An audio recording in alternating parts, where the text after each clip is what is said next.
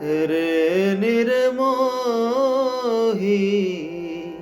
छवि दर्शाए जा, रे निर्मोही छवि दर्शाए जा, रे निर्मोही छवि दर्शाए जा। कान चात की श्याम बिरज धुन मुरली मधुर सुनाए जा,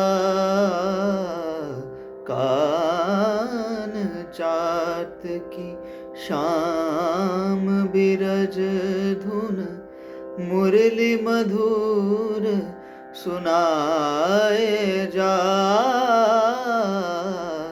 रे निर्मोही छवि दर्शाए जा।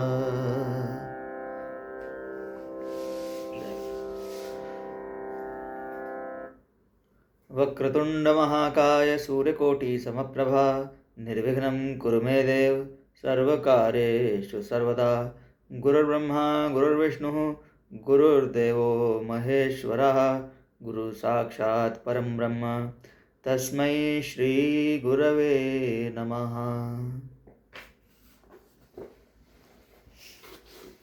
So we were seen till page 13. So उसमें राम जी कहते हैं कि युवावस्था इज ऑल्सो नॉट गुड। युवावस्था में भी वी आर ऑलवेज मन के गुलाम रहते हैं। बचपन इज नॉट गुड, जवानी भी बोल रहे हैं, लालच is not good, all those things. So let's see in page 14 what's he saying. न जिता शत्रु भी संख्ये प्रविष्टा ये द्रिकोटरे ते जरा जीर्ण राक्षस्या पश्यासु विजिता मुने।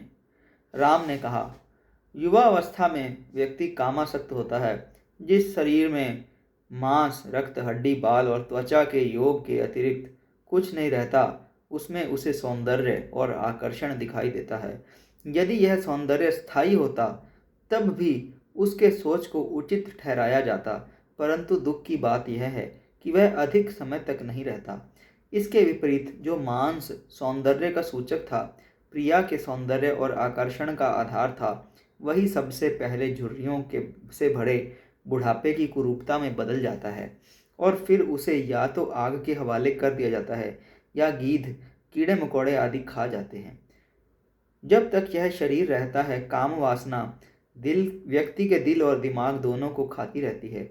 इसके द्वारा सृष्टि का परिचालन होता है, परंतु जब इसका आकर्षण समाप्त हो जाता है तो यह संसार भी समाप्त हो जाता है।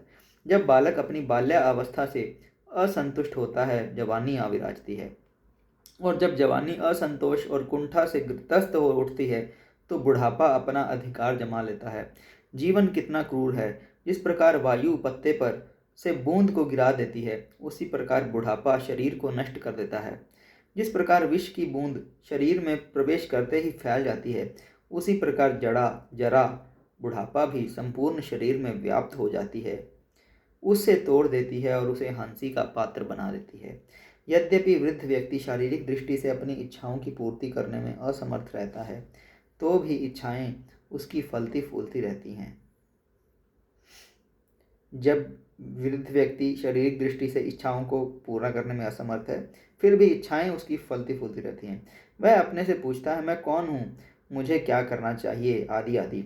परंतु जब तक अपने जीवन क्रम को बदलना उसके लिए असंभव हो जाता है।